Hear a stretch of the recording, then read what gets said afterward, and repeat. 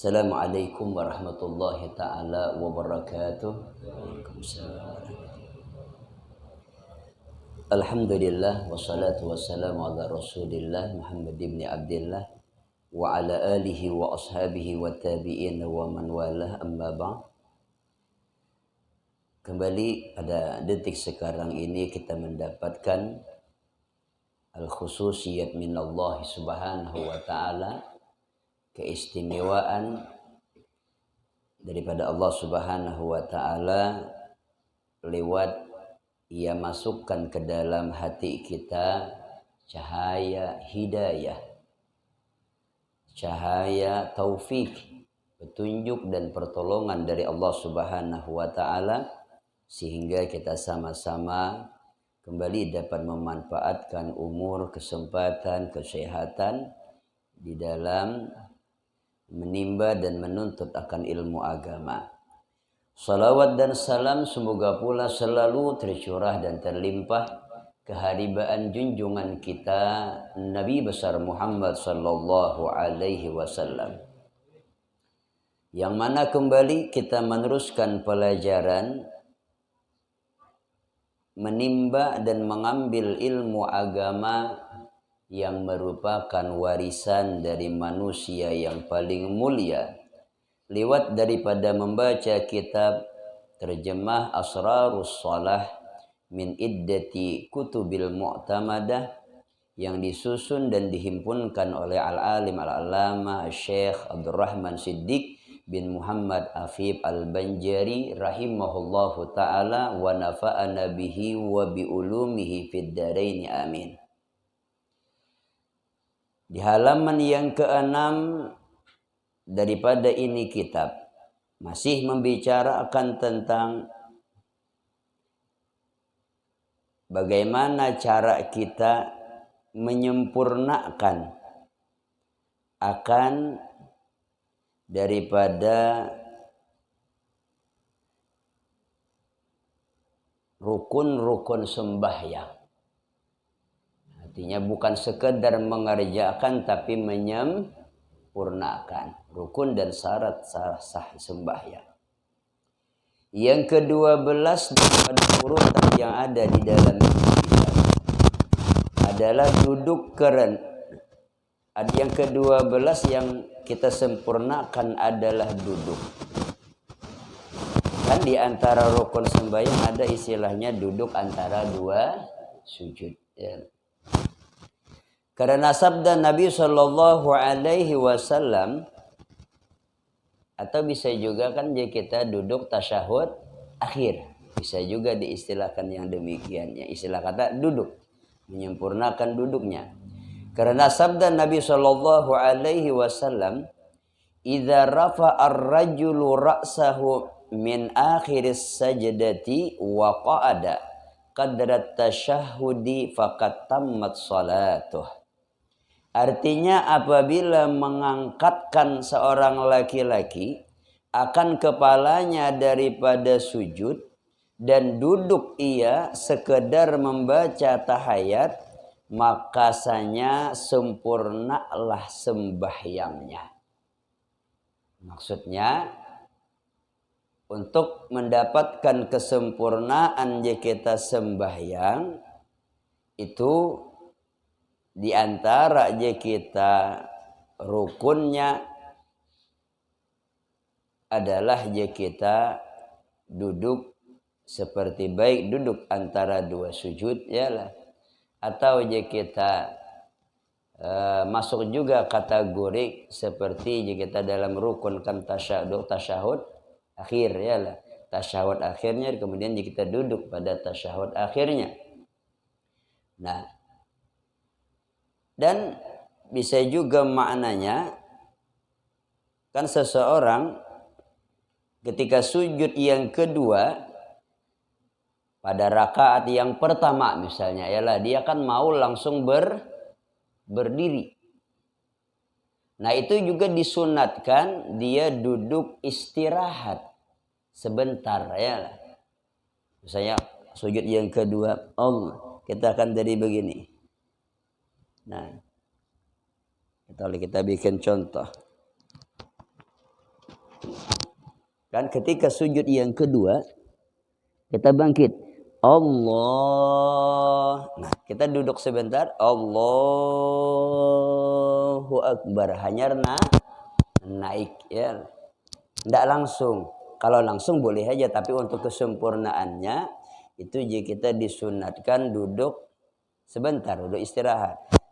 Bukan daripada waktu sujud Allahu Akbar langsung berdiri. Memang tidak salah aja kita. Tapi untuk lebih sempurnanya itu duduk istirahat sebentar baru kita naik. Baru naik.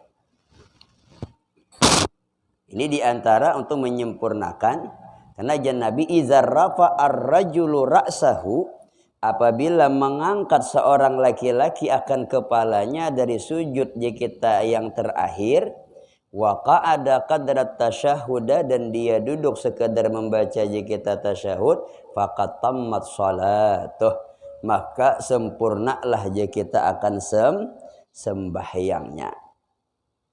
Maka apabila didapat yang 12 perkara ini niscaya berkehendak pula kepada khatimah penutup yaitu ikhlas supaya sempurna segala perkara ini karena bahwasanya Allah Ta'ala berfirman ya fa'budullaha mukhlisina lahud din.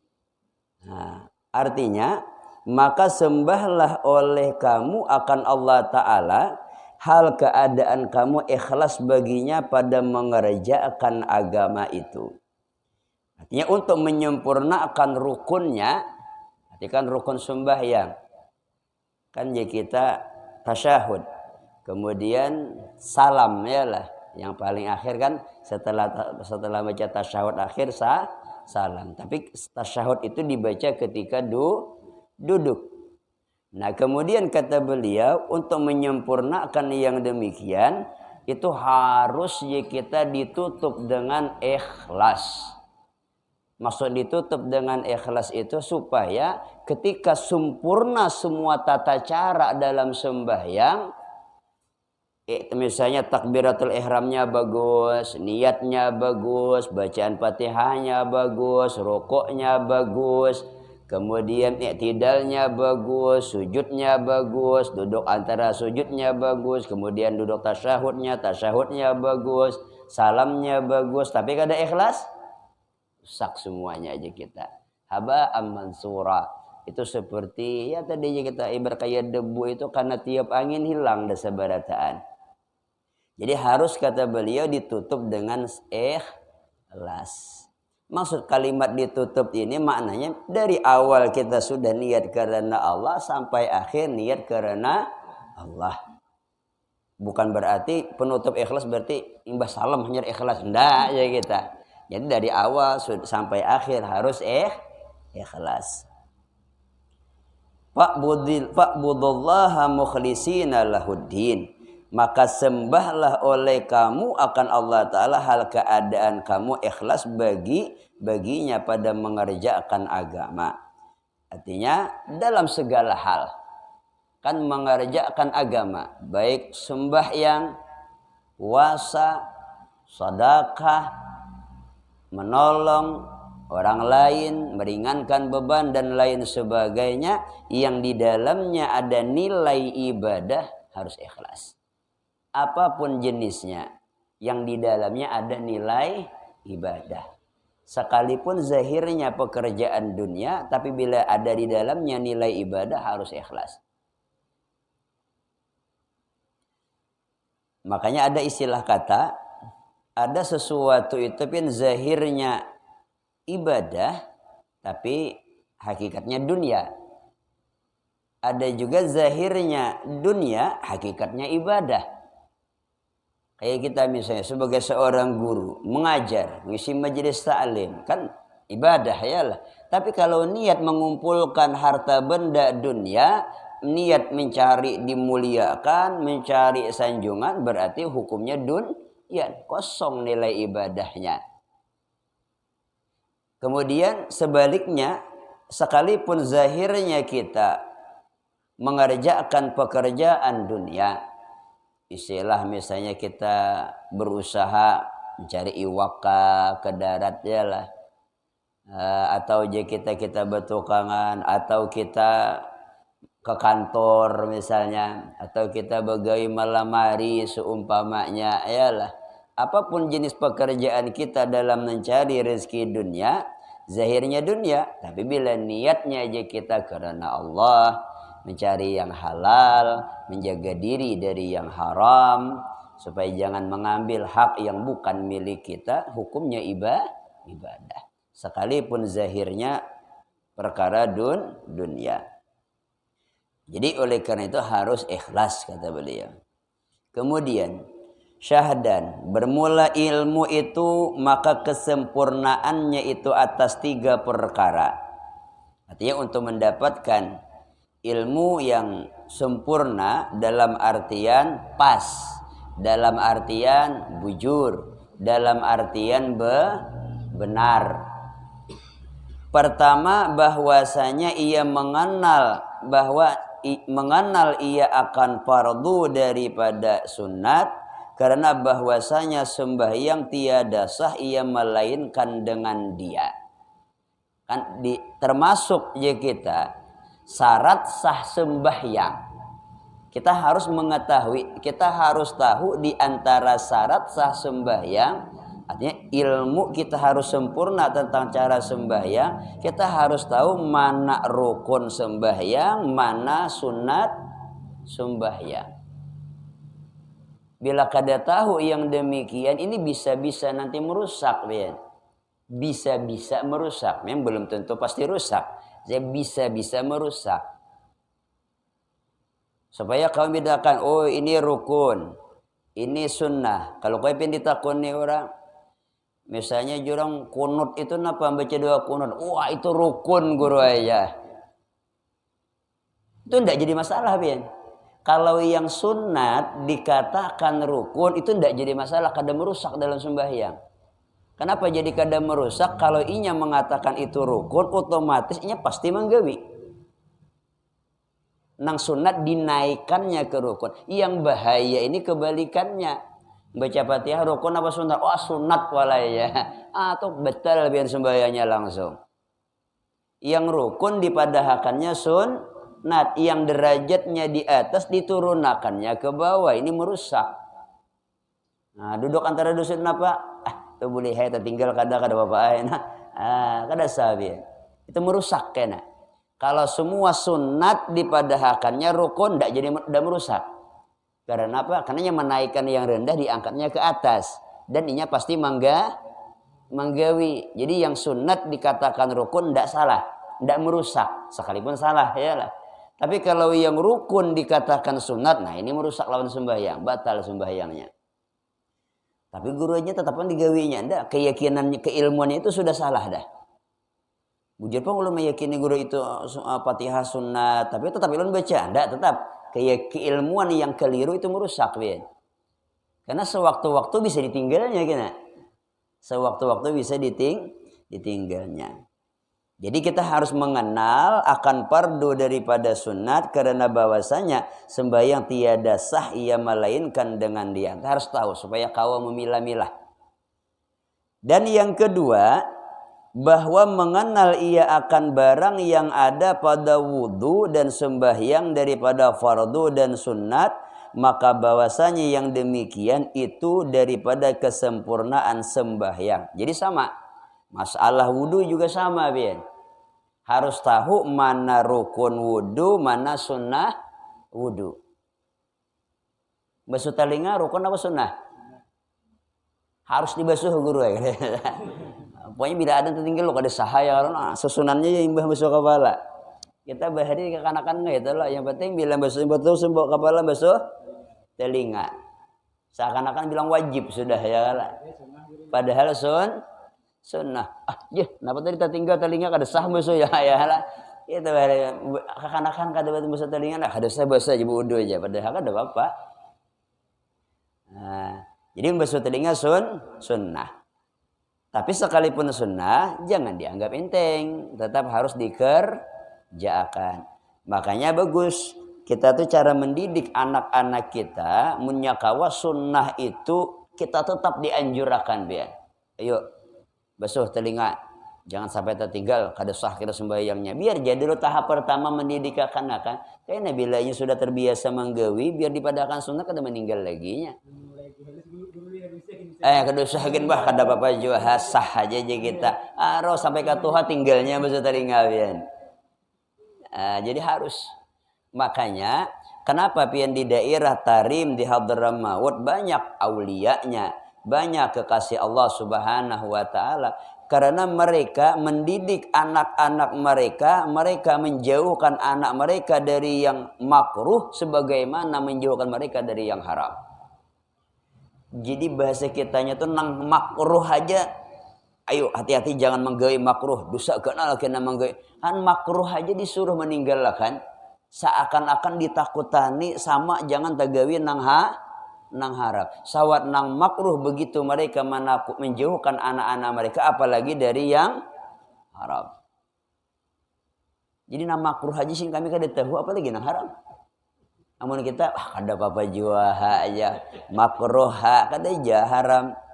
Nah jangan. Jadi bagus kita ke generasi di zaman sekarang kita perbaiki pian sistem pendidikannya. Sistem pembelajaran menyakawan nang makruh-makruh dijauhkan supaya kita generasi kita mudahan lebih bagus daripada kita ya itu harapan Bian, itu harapan kita persiapkan. Nah kemudian jadi masalah wudu sama tapi sama juga tadi orang basuh telinga rukun apa rukun walai sah lah wudunya tetap sah karena yang sunat dipadahakannya wajib.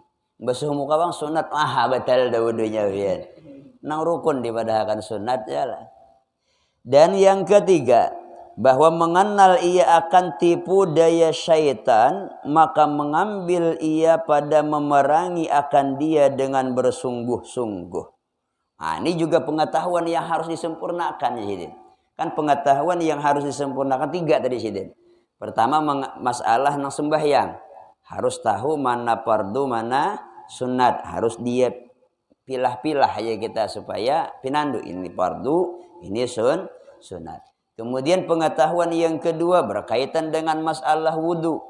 Kenapa beliau kaitkan dengan wudu? Karena kalau wudunya tidak sah, otomatis sembahyangnya juga tidak sah. Dalam kitab Syarasitin disebutkan mata intafa syartu intafal masyrutu. Manakala tertolak syaratnya, maka tertolak pula yang disyaratkan. Kan yang disyaratkan apa? Sembahyang. Sembahyang akan sah apabila dia berwudu. Jadi berwudu ini syarat untuk sahnya sembahyang. Sembahyang tidak akan sah kalau wudunya tidak sah. Jadi mata intafa syartu intafal masyrutu. Jadi oleh karena itu kita harus tahu juga sih mana rukun wudu, mana sunnah wudu supaya kawa membedakannya. Nah, adapun yang ketiga, pengetahuan yang harus kita sempurnakan sama sebagaimana yang tadi kan di antara kesempurnaan rukun-rukun sembahyang ditutup dengan ikhlas ya lah supaya sembahyang kita sempurna diterima di sisi Allah Subhanahu wa taala. Nah, begitu pula secara pengetahuan ilmu yang harus kita pahami, kita harus di sini bersungguh-sungguh mengenal akan tipu daya syaitan. Dan harus kita lawan, harus kita perangi. Jangan dibawa kompromi, bian. Ya syaitan ini kita kau dilamahani. Bahayu hak ada apa kaina gin holo bangun aja syaitan kaina holo lah. Aku kaina holo juga. Nah, orang Allah Akbar, ajan subuh ya lah, aja syaitan juga hanyar ajan kaina gitu. Oh, bujur hanyar ajan. Berarti kompromi ngaranya lawan syaitan, bian. Nah, kau bisikannya nang bepandir di dalam pola pikir kita tuh syaitan bian sebenarnya. Bisa dari syaitan, bisa dari hawa nafsu ya lah. Nang bayangan kaina gin harus satu mata lagi. Itu ada kita kan na pandir bian itu syaitan bisiki bian. Makanya kata beliau kita harus tahu, harus mengenal bagaimana tipu daya syaitan dan maka kita harus mengambil ia pada memerangi akan dia dengan bersungguh-sungguh. Tonton kita sembahyang bian. Ikhlas dari awal sampai salam. Selamatkah sudah? Belum bin. Ini banu syaitan bisa diulahnya pulang. Walaja. Nomor 1 sembahyang ikang walaja. Lo melarak dadak. Harat juga ke sembahyang. Nah iya, merusak kan pulang sembahyang kita biar. Padahal sempurna ada asalnya. Akhirnya sombong. Bah, menyakawa orang kampung ini belajar cara sembahyang lawan aku. Kau lihat dia dengan bagusnya. Nah, ini hati-hati biar. Syaitan itu aja kita hendak beribadah, godanya sudah. Supaya kita jangan menggawi. Ketika menggawi, dihaurnya kita biar. Tuntung menggawi, dihayal-hayalakannya dengan riya, ujub, sum'ah, bahkan sombong dan lain sebagainya. Makanya harus jasidin bersungguh-sungguh memerangi syaitan. Hati bersungguh-sungguh telinga. Nah, hati-hati ini setan nyarang mulai kiri kah, kanan kah, belakang muka kah. Nah, harus hati-hati ya. Jangan sampai lengah. Jangan. Makanya jarang orang yang merasa aman daripada tipu daya syaitan, sungguh dia sudah tertipu ya. Orang yang merasa aman dari tipu daya syaitan, sungguh waktu itu dia sudah tertipu. Merasa amannya itu sudah tertipu ya. Jadi bila orang merasa aman lalu perhatianku kurang, pasti kita akhirnya pasti jerumus. Jadi orang yang merasa aman itu sudah tertipu sebenarnya. Makanya mereka orang-orang saleh, para auliyanya Allah Ta'ala, rasa takut itu kada pernah hilang. Makanya jurang dalam kitab itu ada Bian. Di antara syarat sah supaya kita khusyuk di dalam sembahyang, bukan syarat sah sembahyangnya, di antara syarat supaya kita bujur-bujur, sah itu kan bujur-bujur, supaya kita syarat bujur-bujur masuk kategori khusyuk dalam sembahyang, itu dalam kitab yang kita disebutkan ada 6. Di antaranya harus ada rasa takutan. Dalam sembahyang ini harus ada rasa takutan, Ben. Misalnya gini, mudah aku sembahyang karena diterima Tuhan kena ya karolah. Jadi pasal membagusakan sembahyang. Pasal merapiakan. Nya rasa takutan itu kenapa nama merapiakan? Merapiakannya kita. Kayak pian dana. Jadi orang bila inya bagus sembahyang, dia pembakal misalnya ya lah. Bila inya sembahyang bagus dapat hadiah. Bila sembahyang kada bagus, jatuh. Arab yang takutan kalau dicatuk orang ya menyirik kayak bagus bacaan ya kalah. Sembahyang bagus, begeruk kada tapi lagi ya kalah. Jadi gak ada menilai. Maka agak sedikit gini arit. Maka dihiga sama catok dah nah. Takutan bila catok orang biar kayak apa tetap bagus sih kita. Karena ada rasa takut. Jadi jangan merasa aman. Karena tipu daya syaitan senantiasa mengganggu, hendak menggelincirkan kita. Nah, jadi harus, dan garis bawahnya harus bersungguh-sungguh. Ya, syaitannya kada henti bin. Manang kita di sini cara nang lain pulang. Kemudian, dan adapun wudu maka kesempurnaannya di dalam 3 perkara. Nah, selesai masalah sembahyang ya lah. Kemudian kait pada wudu pulang. Kenapa garang guru maka kitabnya aja kita menyempurnakan sembahyang? Karena sembahyang tidak bisa lepas daripada wudu. Makanya wudu harus juga disempurnakan. Apalagi dalam riwayat disebutkan miftahus shalah at-tuhur. Miftahus shalah at-tuhur. Kunci kita kawa masuk ke dalam sembahyang itu harus berwudu. Bila kada berwudu, kada kawa kita buka lawang sembahyang, ben. Kada kawa, kada sah ya lah, kada diterima. Mun sembahyang kada sing wudun muhuhulut Tuhan kita mengejek Allah Taala, ben. Ya Tuhan pada sembahyang wudu kada. Wa huwa asra'u ilal uqubah aqrab ya kita. Wa huwa ilal uqubati aqrab. Orang nang sembahyang kada sing wuduan itu lebih dekat kepada siksaan ketimbang pahala. Peribahasanya lebih bagus kada sembahyang sekali ya lah. Bukan tak bagus kada apa tetap luput yang ada sembahyang ya lah. Tapi kalau kada sembahyang istilahnya luput. Kalau nama hoholut ini berigit-rigit ya lah. Bikin marah aja kita, bikin sarik. Jadi makanya juga dibicarakan dalam ini kitab tentang wudu. Dan adapun wudu maka kesempurnaannya di dalam 3 perkara. Kesempurnaan wudu nih. Kalau rukun wudu kita hafal sebaratan.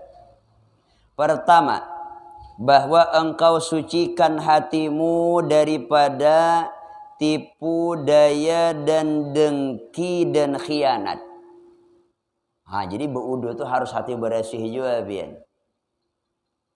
Ini hendak menyempurnakan tadi ya kalau lah. Jadi hati bersih, jangan jangan ada tipu daya, jangan ada iri dengki atau mengkhianat. Artinya kita kalau orang berwudu itu jangan miti kiri kanan. Atau kakanakan tuh lawan kuitan bener berwudu. Ada kawan di awasi Bian. Jadi kakanakan dah. Kakanakan santri itu kah, pemurid TPA kah. Bila kada diawasi Biannya bodoh. Udah ada 3 nah ya lah. Tomat tanya ampih Bian. Ya sudahlah, basah dah pakai rambutnya. Padahal belum ya. Nah itu namanya khianat ya kita.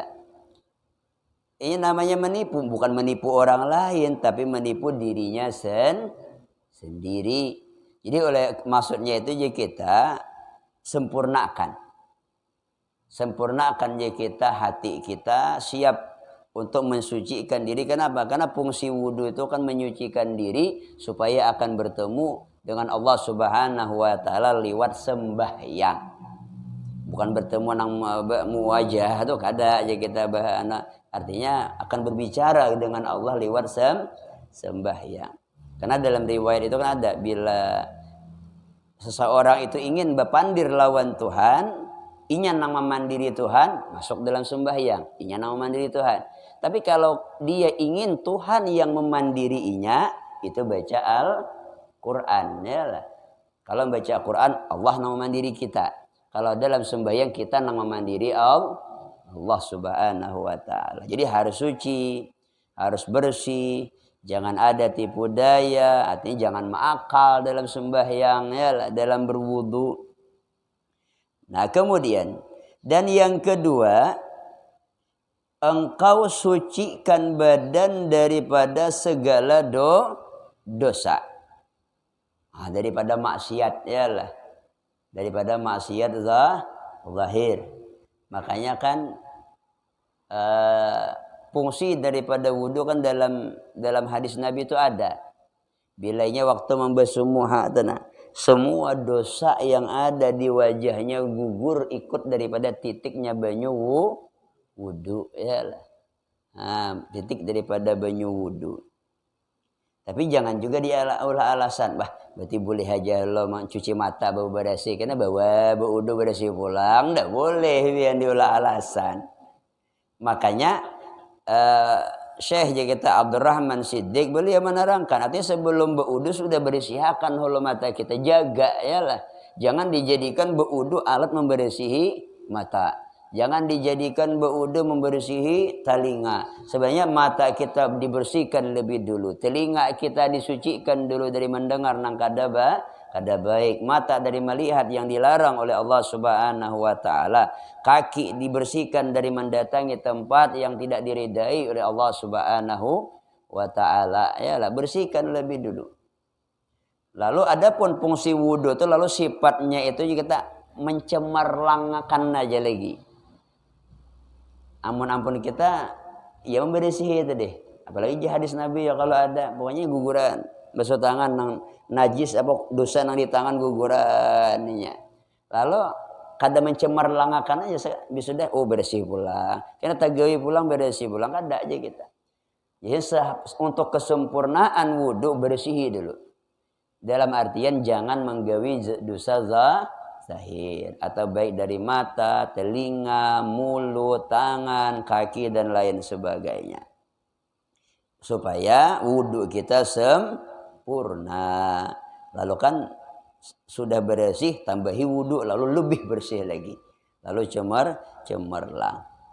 Dan yang ketiga, engkau basuh anggota akan sebagai basuh yang sempurna dengan tiada berlebih-lebihan daripada air. Nah, ini harus disempurnakan juga. Jangan sampai kita jatuh kepada hukum israf. Israf itu berlebihan. Apalagi kita misalnya jika kita banyu wakaf ya lah. Arti banyu wakaf itu bukan banyu na wakaf, makai listriknya aja kita dari sumbangan orang lain. Kan kita misalnya orang nyumbangkan untuk memang hukum wakaf juga aja kita. Jadi kada boleh kita memakai banyu keran itu aja kita berlebihan. Nah, bilanya berlebihan itu aja kita bisa aja kita dikhawatirkan sampai kepada derajat haram. Banyak tabuang ya lah membuka kadar-darasan. Pesah tapi ya kalau pol buka kerannya tuh pol. Jangan pian. Nah, terlalu deres ya lah, jadi seperlunya aja. Terlalu ikit jangan je juga pian kalambatan wudu. Mahada tuh mahibakakan segenggam ya lah tuh terlalu luput pulang. Artinya sadar gamat benar kada, laju benar kada aja kita. Artinya sepala ada kalau membuka banyak tabuang pian. Habis membukanya pol banyak tabuang daripada nata pakai. Karena waktu tanah waktu bersumuhani aja pian sudah secibuk lebih gugur tak nang tabuang tanah secibuk hanya tak pian nak ada darasan tu lebihnya lagi kali pian jika kita muha 3 kali 3 cibuk tangan 3 kali 3 cibuk 6 pula tangan kiri kanan kebanyakan pian tabuang aja kita. Nah itu kayaknya di sini kada menyempurnakan wudhu lagi hukumnya akhirnya menjadi merusak. Ada cedera pintangan pembuangan air ya lah. Apalagi jika kita misalnya biayanya daripada sumbangan orang lain jika kita pembiayaan listriknya. Tetap hukumnya aja kita kait atau kait. Nah, karena menyodornya dengan listrik ya lah. Ketika kita membuang air sama membuang pembiayaan listrik. Kalau di rumah kita seorang aja makruh hukumnya pian. Banyu-banyu ulun juga guru aja bi listrik dikit ulun juga tak tuh makruh hukumnya pian. Memang kada haramnya hukumnya makruh. Mubazir aja kita ana berlian kulu wasrabu wala tusrifu. Nah, jadi kembali intinya untuk kita menyempurnakan je kita wudhu kita, sucikan hati, bersihkan je kita jiwa, jangan ada makna dengki, khianat, sifat-sifat yang tercela. Kenapa? Kita ingin berhadapan dengan Allah. Nah, kita ingin berhadapan dengan Allah Subhanahu wa ta'ala supaya bujur-bujur bersih. Nah, kemudian yang kedua kan zahir. Anggota zahir kita jaga, pelihara, jangan sampai berkata-kata yang haram, melihat yang dilarang, atau tangan mengambil yang bukan hak kita, atau kaki mengarah ke tempat yang tidak diridai Allah. Jaga aja kita. Jadi ketika anggota tubuh bersih ditambah dengan air wudhu lalu cahayanya lebih cemerlang. Kemudian yang ketiga harusnya kita membasuh anggota wudhu jangan sampai memakai yang berlebih-lebihan daripada air. Itu jika kita khawatir masuk kepada bilangan mubazir ya lah. Sawat jika kita keperluan kita sendiri di rumah kita sendiri yang berlebihan hukumnya makruh, tapi bila memakai jika kita daripada orang banyak bisa sampai khawatirkan masuk kepada derajat haram. Jadi mudah-mudahan wudhu kita disempurnakan oleh Allah, cara bersuci kita disempurnakan oleh Allah, sembahyang kita disempurnakan oleh Allah Subhanahu wa taala sehingga kita mendapatkan kebahagiaan dunia dan akhirat. Amin amin ya rabbal alamin. Al-Fatihah. A'udzubillahi minasyaitonir rajim. Bismillahirrahmanirrahim. Alhamdulillahirabbil alamin. Ar-Rahmanir-Rahim. Maliki yaumiddin. Iyyaka na'budu wa iyyaka nasta'in. Ihdinas siratal mustaqim. Siratal ladzina an'amta 'alaihim ghairil maghdubi 'alaihim waladdallin. Amin. Amin. Bismillahirrahmanirrahim. Alhamdulillahirabbil alamin. Wa sallallahu Allahumma fakina min alina tawil Allahumma ya muhawwil wal hawil ahwalana illa asanil hal. Rabbi zidna ilma warzuqna fahma. Wa sallallahu alaihi sayyidina Muhammad wasallam. Alhamdulillahirabbil taqabbalallahu minkum minna wa minkum taqabbal ya